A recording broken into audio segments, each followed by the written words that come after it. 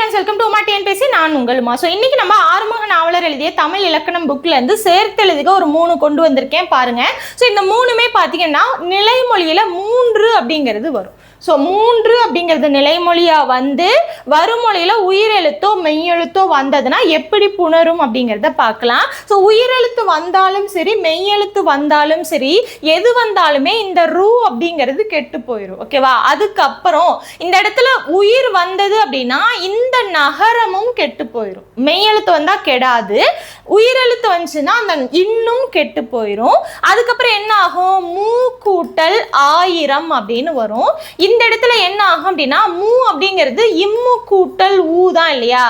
இந்த இடத்துலயும் உயிரெழுத்து வந்து வருமொழியிலையும் உயிரெழுத்து இருக்கு அப்படின்னா என்ன பண்ணலாம் அப்படின்னா அந்த இடத்துல உங்களுக்கு உடம்படு மெய் தோன்றும். உடம்படு மெய் இ இ ஐ இந்த 3 வந்துச்சு அப்படின்னா இ அப்படிங்கிறது வரும். அதாவது இ இ ஐ இந்த எழுத்துகள் இந்த இடத்துல முதல்ல வருது அப்படின்னா அந்த இடத்துல இந்த இ அப்படிங்கிற உடம்படு மெய் தோன்றும்.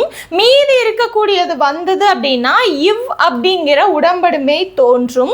இதுவே வந்து உங்களுக்கு ஏ அப்படிங்கிற நெடில் இந்த உயிரெழுத்து வந்தா மட்டும் ஐயோ இவ்வோ ரெண்டுல எது வேணா வரலாம். ஓகேவா? இந்த 3 இந்த 1 4 தவிர மீதி இருக்கக்கூடிய 8 உயிரெழுத்துகள் வந்துச்சு அப்படின்னா இவ் அப்படிங்கிற உடம்படு மெய் தான் வரும். அப்ப இந்த இடத்துல என்ன வரும்?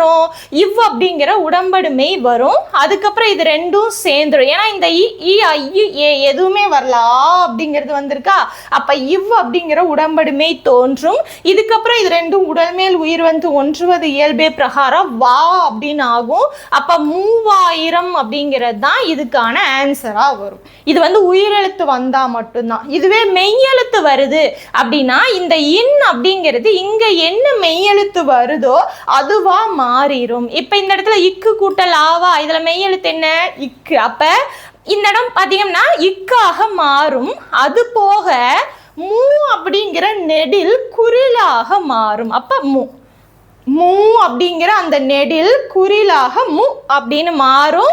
இந்த மெய்யெழுத்து வருமொழி என்னவோ அந்த மெய்யெழுத்தா மாறும். மீதி இருக்கிறது எல்லாமே அப்படியே வரும். அப்ப முக்களஞ்சு அப்படிங்கிறது தான்.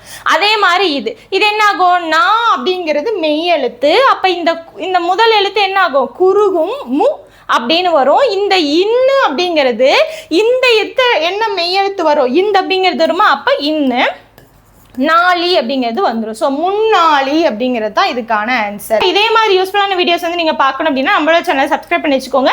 அடுத்தடுத்த வீடியோஸ்ல பார்க்கலாம். தேங்க்யூ.